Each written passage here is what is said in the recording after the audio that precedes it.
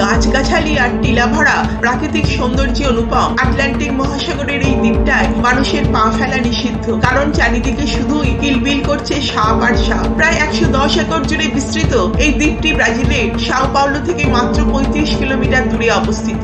স্থানীয় নাম লা দো কুইমাদা গ্রান্তে হলেও এখন এর পরিচিতি শুধুই স্নেক আইল্যান্ড বলে। প্রায় 11,000 বছর আগে সমুদ্রতলের উচ্চতা বেড়ে যাবার কারণে এই জায়গাটা বিচ্ছিন্ন হয়ে যায় ব্রাজিলের মূল ভূখণ্ড থেকে। স্ট্যাটিস্টিক্স বলছে প্রতি বর্গমিটারে 5টা সাপের দেখা মেলে এখানে। শুধু হাজারচারেক বিষধর সাপের বাস তাই নয়, পৃথিবীর সবচেয়ে বিষধর সাপ উজ্জ্বল হলুদাভ বাদামি বর্ণের গোল্ডেন ল্যান্স হেড সাপের সন্ধান পাওয়া যায় একমাত্র এই দ্বীপটাতেই। এর বিষ মানুষের শরীরে প্রবেশে আধ ঘন্টার মধ্যে তার মৃত্যু সুনিশ্চিত। সাপ ছাড়া অন্য কোনো প্রাণীর অস্তিত্বই নেই এখানে। সাপেদের তাই একমাত্র খাদ্য পরিযায়ী পাখি। গাছের ডালে বসা মাত্র হয়ে যায় সাপেদের খাদ্য।